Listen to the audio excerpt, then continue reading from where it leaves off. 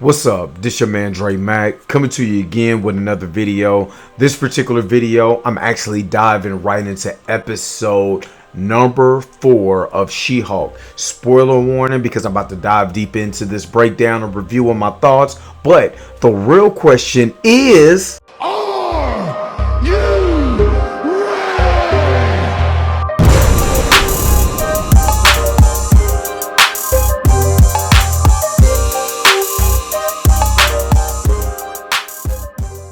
Alright, y'all, let's dive into She-Hulk episode number 4. This particular episode opens up with the worst magic show that you ever seen. We get introduced to a side character named Donnie Blaze, who is a apprentice at the Kamar-Taj. He's over there using his sling blade to actually open up portals to be able to send different people, different places, and it's a part of his magic act. He actually sends a young lady named Madison to another dimension, which she ends up getting lost in these different dimensions, end up in Wong's house. And literally, Wong gotta be the coolest dude in the whole entire world. You know, he's listening to soft music, he's getting ready to watch The Sopranos, and then here comes this young lady right in his lap. Then we see Jennifer Walters, you know, at work trying to get some stuff done. She's introduced to Wong. Wong comes in, says, hey, I need this cat Donnie Blaze. I need a descent and decease. I think I said that wrong. But anyway, I just need this guy up out of here. So she starts working with him to build a case to go ahead and stop Donnie Blaze. Then it picks up where we actually see Jen and Nikki hanging out at this bar. She's approached by this guy, horrible human being number 1. You know, trying to hit on them and stuff like that. But Nikki actually encouraged her to start using her dating profile, which she actually used her headshot of her lawyer headshot for. She was like, nah, you know, try to go on dates, try to do something or whatever. So we get to start seeing the wheels turn on these dates. After she goes on a bad date where a guy kind of stiffs her on the bill for the drinks, we end up in the next scene where we actually see Wong, Jen in court discussing the cease and descent that she has against Donnie Blaze. And she has to actually get Madison to be a character, a witness in this particular scene, which is kind of funny. And Madison is kind of a character that they created. She's kind of like a Kardashian or whatever, kind of bubbly. Don't want to call her an airhead, but she's not. She's just a party girl to me. After Madison calls Wong Wongers, we go back to Jennifer in a dating profile now. She's like, you know what? I'm going to do this as She-Hulk. Even though she did breaks the fourth wall and say, you know, I don't really care for this, but I'm going to do it anyway. And then she actually starts going on some dates. She got a couple bad dates or whatever. And then meets this doctor guy who's really sensitive to stuff. But one thing I want to say is that she met She-Hulk. So when she actually at the end of the date, well, before I get to that, they have an action scene where Wong actually comes in and she's like, hey, Jen, I need you because Donnie opened up the floodgates of all these demons from this demon dimension. I guess Mephisto is confirmed. So the demons come in. Jen is like, what do I do? He was like, be a Hulk. So she starts flinging demons. This was one of the only times, I'm not going to lie, that the CGI actually looked good because the CGI was really choppy in certain places.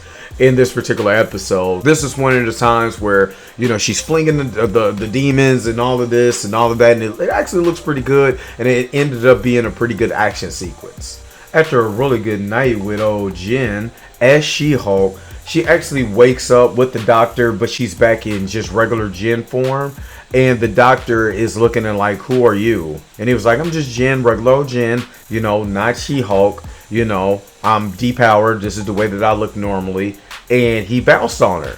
And this is just something that I want to say is that, you know, ladies, this is for ladies or men. You're trying to date, be yourself. Just be yourself. And actually, this is something that I actually started to see is that Jen has an identity problem. She's not confident, even though she's a lawyer, she's not confident with herself to be Jen. She's like just plain Jane Jen. And when she's She-Hulk, she wants to be sexy and different things like that. That's her dual personality. She don't know how to be sexy just being Jen. And if you're going to be this character, you know, you got to embrace who you are and be sexy, just being your regular self. Don't wait until you get into, you know, become a 7 foot tall, you know, Hulk to be sexy. But that's part of the comics. But I think that's the duality they're going to push in this actual show. So the episode ends with Titania actually serving Jennifer Walters because she trademarked the name She-Hulk before Jennifer Walters could, which is kind of hilarious. And it actually, to me, I'm not gonna lie, this probably was the funniest part to me. The David Otunga part was kind of funny too, and then the end credit scene was just Wong and Madison just hanging together, and she's just asking a ton of questions or whatever. And somebody on Twitter was like, should they be a couple? I'm like, nope, she's annoying. But, you know, this is the MCU. They're doing something different. So I'm not mad at it. Overall, my thoughts on this episode, it was cool. I'm not going to lie. It's like, okay, so you got Jennifer Walters breaking the fourth wall, and you kind of had Ryan Reynolds as Deadpool do it first. And the timing is just not there. It's just something about when Ryan Reynolds breaks the fourth wall is completely hilarious. And then when the way that they wrote this, again, this is just an issue with writing, but the way that they wrote this, it's just when she breaks the fourth wall, Tatiana Maslany, it's just, I don't know. It's not, I don't know. And to me, a lot of people hyped up this particular episode. It wasn't all that. I think episode 3 was better. You know, just the way that it flowed, everything was better. Again, it was some of the issues with the writing, you know, and again, it's like, okay, writers, please,